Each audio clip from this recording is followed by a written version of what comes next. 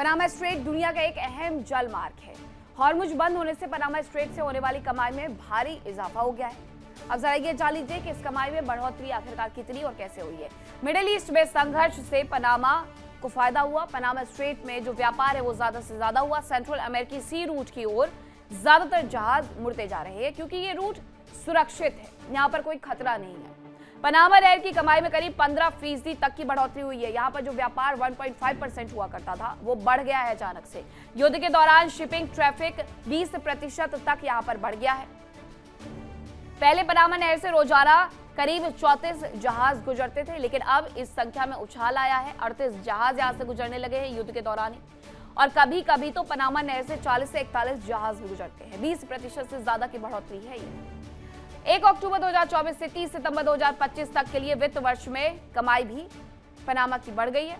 Panama नहर की कमाई करीब $5.71 बिलियन हो गई है और पनामा से $4.1 बिलियन का लाभ हुआ है। बहुत बड़ा नहीं है ये स्ट्रेट, बहुत ज्यादा जगह पर व्यापार नहीं होता है, लेकिन सबसे ज्यादा सुरक्षित है फिलहाल के लिए। अटलांटिक से होकर के अमेरिका तक ये रूट जाता है, लेकिन फिलहाल सबसे ज्यादा सुरक्षित यही है।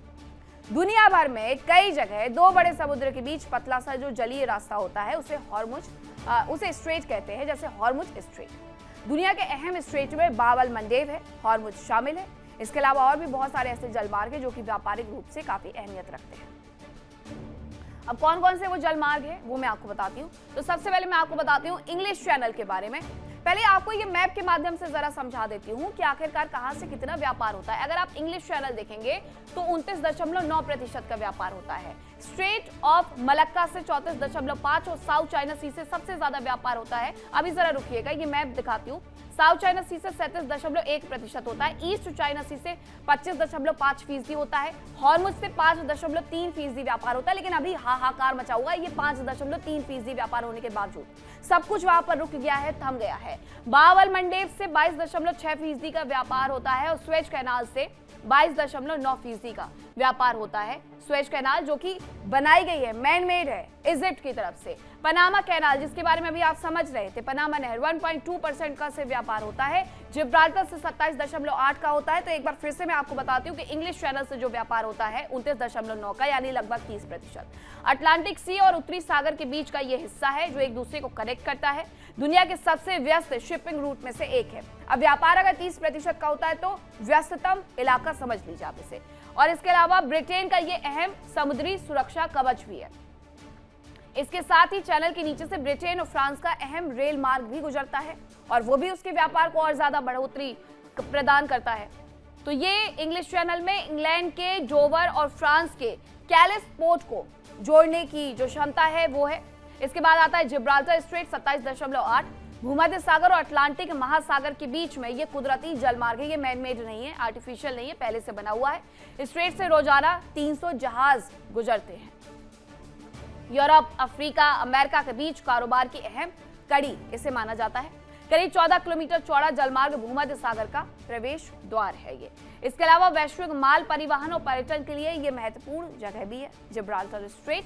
इसके बाद आता है स्वेज कैनाल, ये इजिप्ट का है। ये मैन मेड है समुद्री जलमार्ग। इसे बनाया गया इसलिए वो यहाँ से टोल भी वसूलता है। उसका कहना है कि हमने बनाया है, खर्चा किया है, तो हमें यहाँ से टोल भी चाहिए। भूमध्य सागर और लाल सागर के बीच में ये स्वेज कैनाल मौजूद है जो एक दूसरे को कनेक्ट करता है। यूरोप हो, एशिया हो, सबसे छोटा समुद्री मार्ग है, सबसे सुगम समुद्री मार्ग है। यूरोप और एशिया के बीच में 7000 किलोमीटर दूरी सिर्फ इस मैन मेड स्वेज कैनाल की वजह से कम हो जाती है। वैश्विक व्यापार का 12% हिस्सा यहीं से गुजरता है। स्वेज कैनाल से वैश्विक व्यापार का 12%, और अगर आप ऑल ओवर कहें तो ये 22.9 है। कंटेनर और ट्रैफिक का करीब 30% हिस्सा स्वेज से ही गुजरता है। तेल हो, एलएनजी हो और दूसरी चीजों के परिवहन का अहम रास्ता ये यही है स्वेज कैनाल में। जहाज पर ट्रांजिट फीस हो या फिर नेविगेशन टोल हो, इजिप्ट लगाता है क्योंकि ये उसकी तरफ से बनाया गया है। और साउथ चाइना सी के बारे में जान लीजिए। 37.1% का व्यापार होता है। दुनिया की ये सबसे अहम और तनावपूर्ण जलमार्गों में से एक है। साउथ चाइना सी पर चाइना अपना अधिकार दिखाता है क्योंकि हर बार, इसलिए ये ज्यादा तनावपूर्ण रहता है। यहाँ से 250 लाख करोड़ रुपए का कारोबार हर साल होता है। तेल, गैस के विशाल भंडार और मछली पालन का ये अहम केंद्र भी है। प्राकृतिक रूप से रिच है, इसलिए वो पूरा का पूरा चाइना को चाहिए। पूर्वी एशिया को यूरोप और अरब से जोड़ने वाला ये सबसे छोटा रास्ता है, साउथ चाइना सी का। प्रशांत और हिंद महासागर के बीच मौजूद अहम जलमार्ग भी है ये। चीन का फिलीपींस, वियतनाम, मलेशिया और ताइवान के साथ साउथ चाइना सी को लेकर के विवाद हमेशा चलता रहता है। तो ये स्थिति है महत्वपूर्ण व्यापारिक रूट्स की। वैश्विक व्यापार के रास्तों के बारे में अगर बात की जाए तो पहला रास्ता जिब्राल्टर स्ट्रेट, स्वेज कैनाल और बाब अल मंडेब से होते हुए व्यापार होता था। इससे यूरोप और एशिया के बीच व्यापार का रास्ता छोटा हो जाता था। तो वैश्विक व्यापार का ये जो पहला रूट है उसके बारे में मैं आपको बताती हूं। ये बाब अल मंडेब स्वेज कैनाल से होते हुए ये भूमध्य सागर, फारस की खाड़ी, हॉर्मुज स्ट्रेट से गुजरते हुए ईरान से लेकर के यूरोप यानी एशिया टू यूरोप जाता है ये पूरा व्यापार। 7000 से 8900 किलोमीटर की दूरी इसकी वजह से कम हो जाती है और ये पहला रूट यूरोप और एशिया के बीच की यात्रा में 10 से 14 दिन कम कर देता है। इसीलिए तो ये जरूरी है कि अगर हॉर्मुज बंद हो गया उसके बाद बाब अल मंडेब के साथ भी यही किया गया तो दुनिया भर में व्यापार ठप हो जाएगा। सिर्फ एक हॉर्मुज स्ट्रेट के बंद होने से जब इतना असर पड़ा है। रूट से 12% समुद्री व्यापार और 30% कंटेनर ट्रैफिक गुजरता है। कच्चा तेल, एलएनजी, दूसरे कंटेनर सामान का तेजी से परिवहन यहां से होता है। दूसरा रूट ये भी ईरान से लेकर के अरब सागर, फारस की खाड़ी, हिंद महासागर और मेडागास्कर इसमें इंक्लूड हो जाता है। अफ्रीका, क्योंकि ये अफ्रीका से पूरा जाता है और यूरोप भी इसमें। Asia, Africa, Europe. अफ्रीका के दक्षिणी छोर केप ऑफ गुड होप से होकर के ये रास्ता गुजरता है। दूसरा व्यापारिक रूट स्वेज नहर के रास्ते के मुकाबले ये रास्ता लेकिन लंबा हो जाता है क्योंकि इसमें अफ्रीका भी शामिल हो गया इसके साथ ही। स्वेज की तुलना में 42% इसकी दूरी अधिक हो जाती है, इसलिए ये सुगम भी नहीं है। समुद्री लुटेरों के हमले और हूथी लड़ाकों से आतंक से ये सुरक्षित है, लेकिन उनका खतरा रहता है। रास्ता लंबा होने के कारण ईंधन की खपत बहुत ज्यादा होती है और समुद्र में मौसम कभी भी बदल सकता है। ज्यादातर मौसम पर निर्भरता रहती है, इसलिए भी ये रास्ता उतना सुगम नहीं है। तो पहला रूट सुगम तो है लेकिन फिलहाल के लिए बंद कर दिया गया है। अब खबर ये है कि हॉर्मुज में ईरान का जो नया ब्लॉकेड प्लान है वो देखने को मिल रहा है। ईरान के एनएसए इब्राहिम अजीजी ने ऐलान किया है।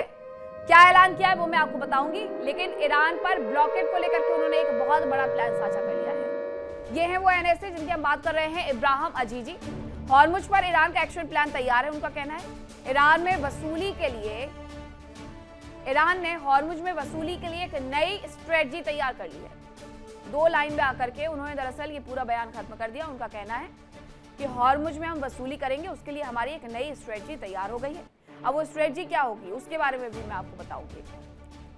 अब खबर ये आ रही है कि हॉर्मुज पर टोल वसूलने की तैयारी जो ईरान की तरफ से की जा रही है। हालांकि वो बहुत सारे देशों से फिलहाल के लिए टोल वसूलते जा रहा है, लेकिन वो ये कह रहा है कि हम जो टोल वसूल रहे हैं उसमें हम जहाजों की सुरक्षा सुनिश्चित करेंगे। ईरान के मित्र देश को इजाजत दे दी जाएगी, वहां से टोल नहीं वसूला जाएगा। यूएस से इजराइल के जहाजों को कोई अनुमति नहीं है। हालांकि बहुत पहले स्टार्टिंग में स्पष्ट कर दिया गया था कि हॉर्मुज से होकर के यूएस और इजराइल के जहाज वो नहीं जाने देंगे।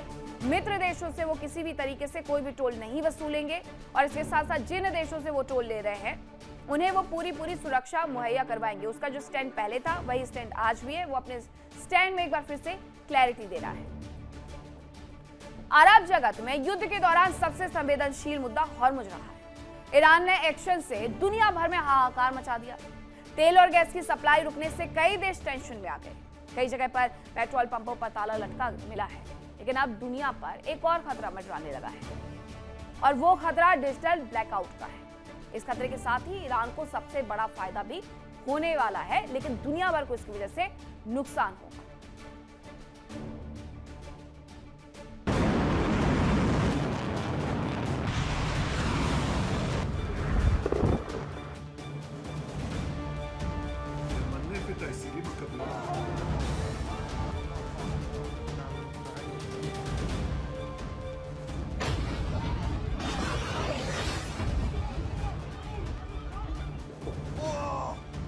जंग में ईरान को अरबों डॉलर का नुकसान हुआ।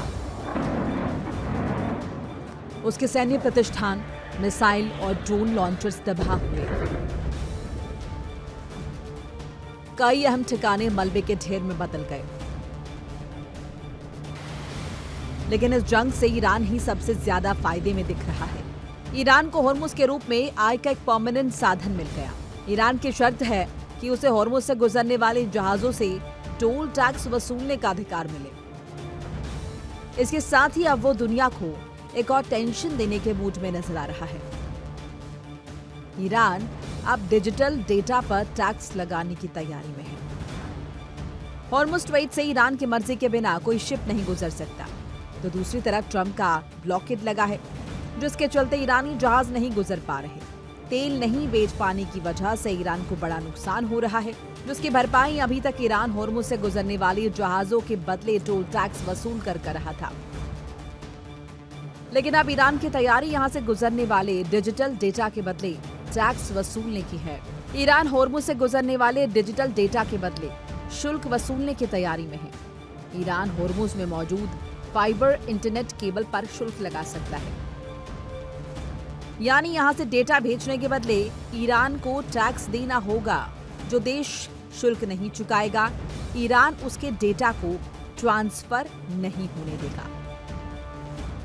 मीडिया में आई खबरों में दावा किया गया है कि हॉर्मुज में बिछे अंडर वाटर केबल्स के जरिए बैंकिंग, शेयर बाजार और पैसे के लेन देन से जुड़ा डेटा ट्रांसफर होता है। इन केबल्स से प्रतिदिन तकरीबन $10 ट्रिलियन का वित्तीय डेटा गुजरता है। ईरान का मानना है कि इतनी बड़ी आर्थिक गतिविधि उसके अधिकार क्षेत्र से हो रही है। इसके बदले ईरान को शुल्क मिलना चाहिए।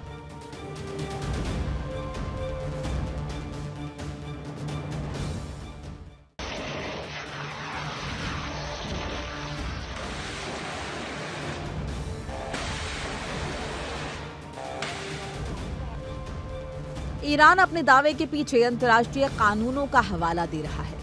दरअसल हॉर्मुज स्ट्रेट एक बेहद संकरा समुद्री मार्ग है। इसके सबसे संकरे हिस्से पर ईरान और ओमान का नियंत्रण है। अंतर्राष्ट्रीय समुद्री कानून के मुताबिक कोई भी स्ट्रेट अंतर्राष्ट्रीय नेविगेशन के लिए पूरी तरह से खुला है। उसे बंद नहीं किया जा सकता, जबकि किसी भी देश के क्षेत्रीय जल में केबल बिछाने के लिए उसकी मंजूरी जरूरी है। अब इसी का फायदा ईरान उठाने की तैयारी में है। हॉर्मुज में बिछाए गए केबल का बड़ा हिस्सा ईरान की समुद्री सीमा से होकर गुजरता है। ऐसे में अगर केबल खराब हुई तो ठीक करने के लिए ईरान की इजाजत लेनी होगी और सुरक्षा कारणों का हवाला देकर ईरान प्रक्रिया में देरी कर सकता है। ईरान ने डेटा के बदले टैक्स लेने की तैयारी की है।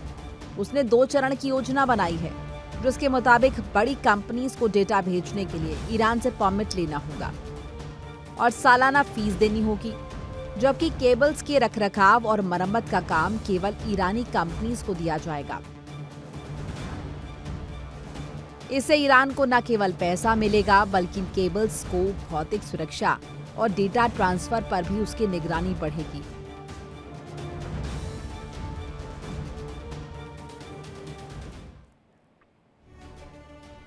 देखिए इंडिया डेली 24/7 अब आपकी स्मार्ट टीवी पर। इंडिया डेली मौजूद है सभी डिजिटल प्लेटफॉर्म पर लाइव और लगातार। इंडिया डेली 24/7 हर दिन राष्ट्र को समर्पित।